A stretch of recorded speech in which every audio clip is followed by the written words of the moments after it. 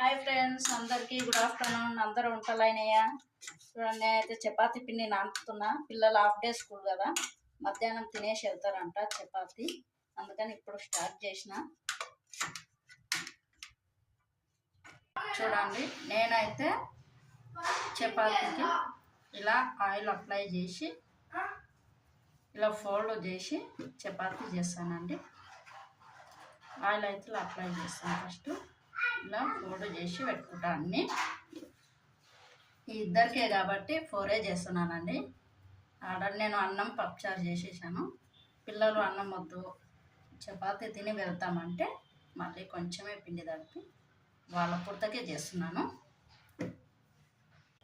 ఇలా oil apply ఎందుకంటే మళ్ళీ మనము పెనం మీద వేసినప్పుడు ఇక పెట్టవలసిన అవసరం ఉండదు. ఇలా అయితే కొంచెం మెత్త స్మూత్ సాఫ్ట్ ఉంటుంది అన్నమాట చపాతీ. సాయంత్రం వరకున్నా గట్టిగా కాదు, అందుకని చెప్పేసి నేనైతే ఇలా చేస్తానండి చపాతీ. మరి మీరు ఎలా చేస్తారో కామెంట్ సెక్షన్లో కామెంట్ చేయండి.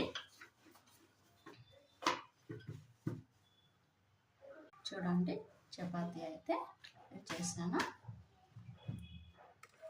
ఇప్పుడు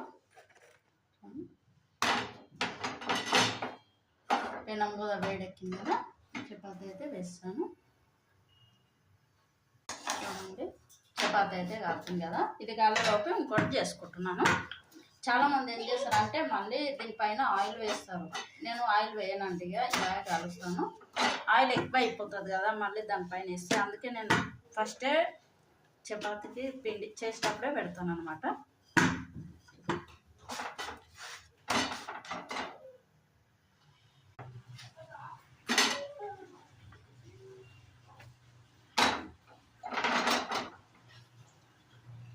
చూడండి, నేను చపాతీకి జామ్ పెడుతున్నా. మా పాప నేను జామ్ పెట్టుకునే తింటా, పప్పుచారుతో తినను అంటే నేనైతే జామ్ అయితే పెట్టిస్తున్నా.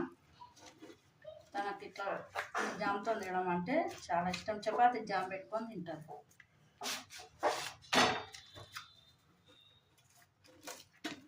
ఓకేనా ఫ్రెండ్స్, నా వీడియో కనుక మీకు నచ్చితే లైక్ చేయండి, షేర్ చేయండి, అలాగే నా ఛానల్ను సబ్స్క్రైబ్ చేసుకోండి. అందరూ సపోర్ట్ చేయండి, కామెంట్స్ కూడా చేయండి. ఇలా ఫోల్డ్ చేసి తనకిస్తే తను తినేస్తుంది. అది తినొద్దు.